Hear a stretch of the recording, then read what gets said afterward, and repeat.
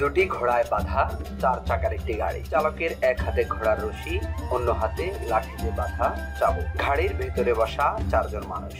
ঠিক পেছনে বসা বন্দুক হাতে এক ব্যক্তি। রাজধানীর শাহবাগ থেকে বাংলা মোটরের দিকে যাওয়ার পথে এমন একটি ভাস্কর্য চোখে পড়ে পথচারীদের। তবে অনেকেরই অজানা এর ইতিহাস। আজকে জানার চেষ্টা করব এই ভাস্কর্য কিসের চিহ্ন বহন করে আর এর নির্মাতাই বা কে।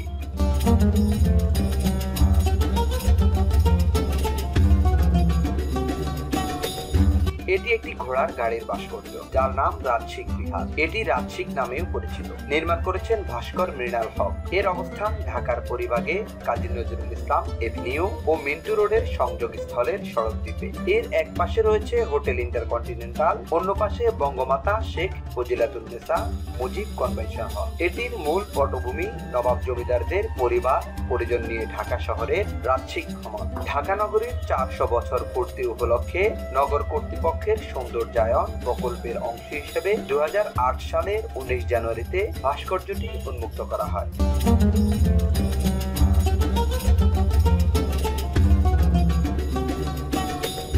এবার আসা যাক মূল ইতিহাসে। একটা সময় ছিল যখন ঢাকার নবাব জমিদাররা পরিবারের সদস্যদের নিয়ে ভ্রমণে বের হতেন। তখন তাদের গাড়িতে দ্রুত গতি সম্পন্ন দুটি ঘোড়া থাকতো। তাদের গাড়ির নির্বিঘ্ন চলাচল নিশ্চিত করতে পথচারী ও অন্যান্য ঘোড়া গাড়ি ও বাহন একপাশে সরে দাঁড়াতো। এ পটভূমিতে ঢাকা ভ্রমণের ঐতিহ্যকে প্রাধান্য ধরে মৃণাল হক ভাস্কর্যটি নির্মাণ করেন। ভাস্কর্যে নবাব সলিমুল্লাহ স্ত্রী, ছেলে এবং পেয়াদা সহ এমনই এক বিহারে বেরিয়েছেন শহর দেখতে।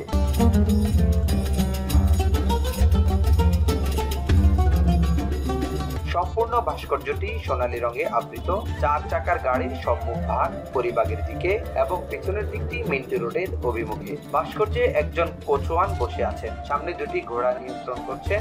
গাড়ির ভিতরে নবাব তার পরিবারের সাথে উপবিষ্ট এবং গাড়ির পেছনে একজন দেহরক্ষী বন্দুক হাতে বসে আছেন। ভাস্কর্যের যাত্রীবাহী কেবিনের ডান পাশে একটি লণ্ঠন দণ্ডায়মান।